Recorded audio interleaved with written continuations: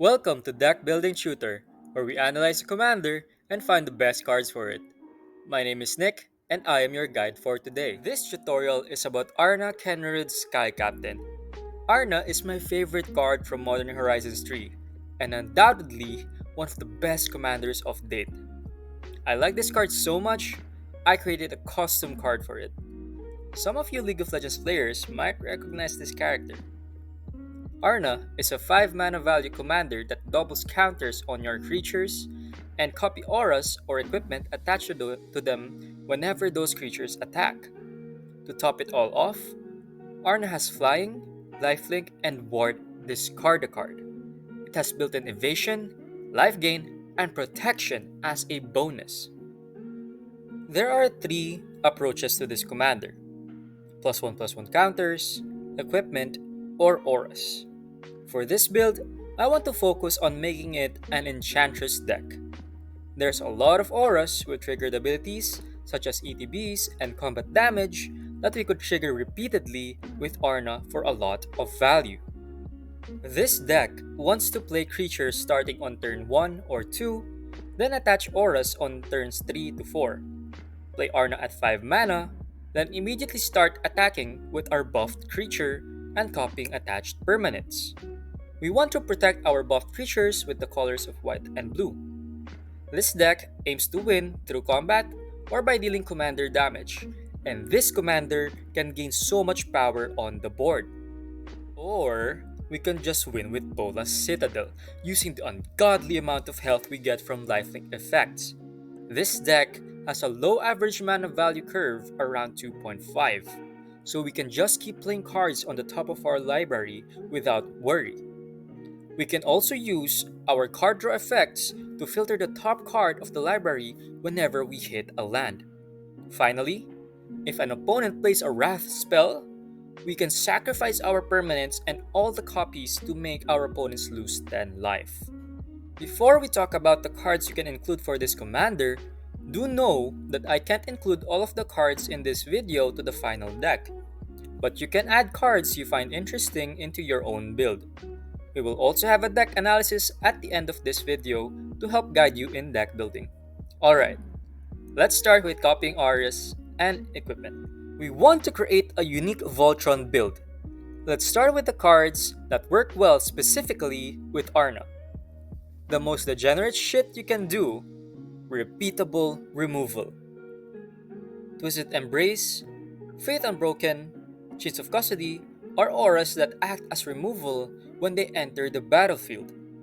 Arna can trigger these abilities repeatedly whenever we attack. Chains of Custody also has Ward 2, which can become Ward 4 or more when we copy it. If we have Arna out, Inner Demon is a wrath effect that could kill all creatures that have up to 4 toughness. This card is absolutely devastating to token decks or other go-wide strategies, which are usually the bane of Voltron decks. We have to be careful since this can hit our creatures too. Fortunately, we often buff our creatures so they can survive from the -4/-4. Sigil of Sleep and Mortal Obstinacy remove cards whenever our creature deals combat damage to a player. Arna copies Mortal Obstinacy, so we will always have at least one instance of it. Be careful of using these cards, however, since opponents will become more hostile towards us and be incentivized to remove our creature. Be prepared to defend that creature as much as possible. Note that you can also add other removal cards here like Generous Gift, Stroke of Midnight, Anguish Unmaking, and Void Rend, which are the best removals for Esper. The most powerful cards we can copy are ethereal armor effects that have abilities that gives +1/+1 for each enchantment or each aura you control. Whenever we copy these cards, the power and toughness of that creature grows exponentially. Sage's Reverie has the added bonus of drawing us cards for each aura you control that's attached to a creature. Auramancer's Guise also gives a creature vigilance. At first glance, this may not seem that relevant, but I've been in many scenarios where opponents hesitate to attack me just because of that big blocker. Mantle of the Ancients lets us reanimate auras, which is especially useful when our creature gets removed or when our opponents play a board wipe. Eidolon of Countless Battles has Bestow, which means that when it gets detached from a creature, all the copies we have all become a creature. This is also useful against removal and board wipes. Finally, Helm of the Gods and Front Power Suit are equipment that we can transfer from one creature to another. Front Power Suit also has Ward 2, which can stack, going up to more than Ward 4, which is almost hexproof. Okay, we can deal a lot of damage. How about auras that give us card advantage? We have auras that draw us cards repeatedly. Each one of these cards are draw engines. Combat Research, Curiosity, Staggering Insight, and Security Bypass draws a card whenever the enchanted creature deals combat damage to a player. Remember, we copy these cards with Arna. The first time we attack with this kind of aura, with Arna out, we will draw 2, then the next attack we draw 3, so on and so forth. Combat Research has a bonus of giving Ward 1, Striking Insight gives Lifelink, Security Bypass can make a creature unblockable, and lets the creature connive. When a creature connives, it can get a +1/+1 counter which Arna can double. We also have auras that draw us cards when they enter the battlefield. Traveler's Cloak and Unquestioned Authority helps our creatures become unblockable. Nerd Rage gives no max hand size and gives a huge buff. +10/+10 that becomes +20/+20 when we copy it with Arna? That's fucked up, I'm not gonna lie. I have highlighted a few aura spells for this commander. Let's check what Arna can do for +1/+1 counters. We talked about how we need to play 1 to 3 mana value creatures early so we can buff them with auras. This build focuses on playing auras on your creatures and copying them for value. In the unlikely scenario that you don't draw any aura spells, creatures that can generate +1/+1 counters can get value by themselves. Playing these cards early on turns 2 or 3 lets you stack +1/+1 counters before you play Arna. Once you get to 5 mana, Arna can then double those counters. Here are some notable creatures. Siege Veteran and Luminarch Aspirant. Playing this on curve at turn 2 allows you to stack up to 4 +1/+1 counters before you play Arna at 5 mana. This means that the creature you put those counters on can get up to 8 +1/+1 counters when you double them with Arna's ability. Even a 2 mana value creature like Luminarch Aspirant can become a 9/9 when you play Arna at turn 5. Talion's Messenger has evasion for Arna's attack trigger, gets +1/+1 counters by itself, and lets you draw and discard a card, which is especially useful in early game to filter our hand. If we play this on turn 3, by the time we play Arna, this can become a 5/7 out of nowhere, then become 11/13 with flying the next combat. Finally, Chasm Skulker gets +1/+1 counters whenever you draw a card. As you've seen earlier, there's a lot of card draw spells we can use, and this creature can become big really quickly. If your opponents decide to remove Chasm Skulker, you get to create a shit ton of creature tokens with Island Walk that you could swing at pesky blue players. Here are some notable enchantments. Citadel Siege has a similar purpose to Luminarch Aspirant, but this card gives your creature 2 +1/+1 counters per turn. Ordeal of Thassa is one of the Ordeal Aura cards that gives a +1/+1 counter whenever the enchanted creature attacks. And, being an aura, allows Arna to copy it. This can draw you 4 or more cards when you copy it. When you do sacrifice it, the counters still stay on your creature. Light of Promise gives +1/+1 counters whenever we hit with our lifelink creatures. For example, if you use this on Arna and attack, we copy it, then gain 8 +1/+1 counters from the lifelink. The next combat, we more than double those counters. There are many +1/+1 counter synergies in these colors, and I cannot include all of them in this video, but I will provide a deck list where you can view them in the maybe board. Of course, we're going to add the usual Enchantress cards that give us card advantage. for Spirit Dancer, SRAM, Mesa Enchantress, and Pearl Imperial Advisor. Pearl Ear gives our enchantments affinity for auras, virtually making us ramp all the while giving us card draw. The strongest out of all of these cards is Light Pause. Whenever we cast an aura spell, Light Pause will tutor an aura that has equal or lesser mana value and attach it immediately to itself. This is arguably the strongest card in the deck.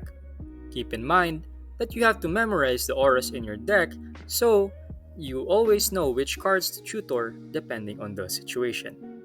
We have more creature cards that can generate value by themselves. Zero the Enchanter lets us tutor for an enchantment with mana value 3 or less directly to the battlefield whenever it attacks. Armored Sky Hunter looks at the top 6 cards and gets us a free aura or equipment to the battlefield attached to a creature. In this scenario that we can swing at an opponent such as Pillowfort decks, Grim Guardian and Ariat allows us to drain our opponent's lives. Archon lets us create a lot of 2/2 flying creatures with lifelink. On the Spirit Dancer copies the enchantment of our choice, and Doomwake Giant is virtually a repeatable one-sided wrath when we have a lot of auras we can copy.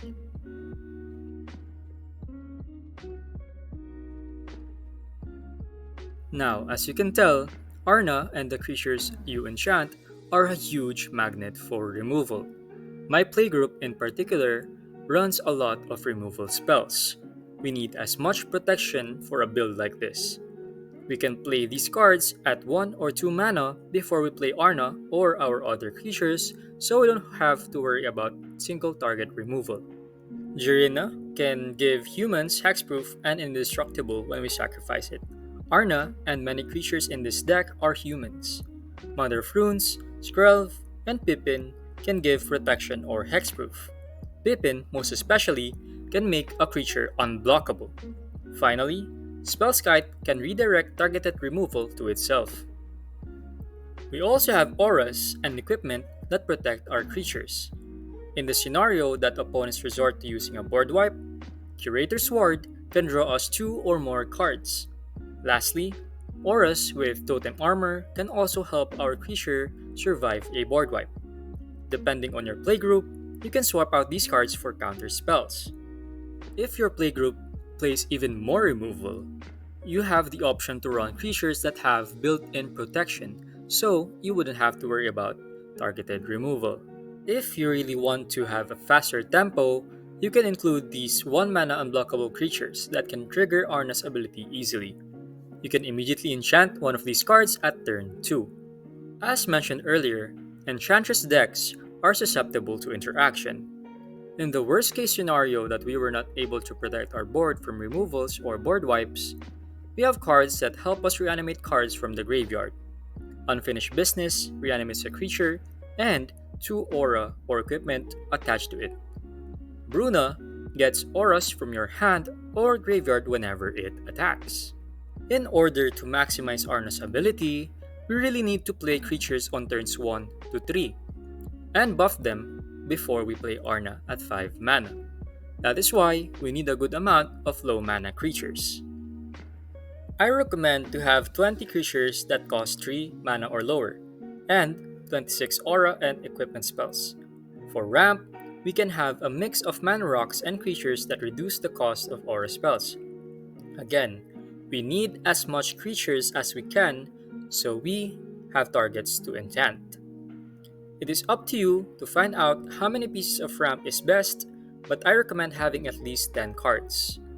With the deck having an average mana cost around 2.5, we will be playing a lot of low mana spells. That is why we should have a lot of constant card advantage so we will not run out of gas. For removal, we have 8 cards that are a mix of aura spells and your usual instants that can remove most types of permanents. Here are the options for mana rocks. We have your usual Soul Ring, Signets, Talismans, and Felwar Stone. You can add Thought Vessel if you often find yourself discarding to hand size. Here are options for creatures that reduce the cost of auras. These ramp and fill a creature slot so that we can enchant them. Certain cards even have evasion, +1/+1 counters, and life gain. As we have learned, this deck is creature reliant and we need to protect our key creatures as much as possible. There are two types of protection. Preemptive protection cards like Jirina, Skrelv, Spellskite, and Pippin can protect other creatures even before they enter the battlefield. Reactive protection cards are used to safeguard our board once it is well developed. The count for these cards is typically lower than preemptive protection because our priority is to first establish and dominate the board state. Once we reach this advantageous position, reactive protection helps us maintain our board state and secure the game's victory. Depending on your playgroup, you can increase the number of reactive protection with cards like Counterspell, Negate, Counter Squall, and Muddle the Mixture. Muddle the Mixture can even tutor us a 2 mana value spell that we need. That's all for this deck building tutorial. Arna has been such a fun commander to build, and is definitely one of the best Voltron commanders. Remember, you can tweak the categories I've mentioned depending on your playstyle and your playgroup. There are many ways to approach this deck, so I hope you find what's fun and what works best for you. This has been Deckbuilding Tutor. Thanks for watching my very first video. If you want to support me and this channel, please like, comment, share, and subscribe.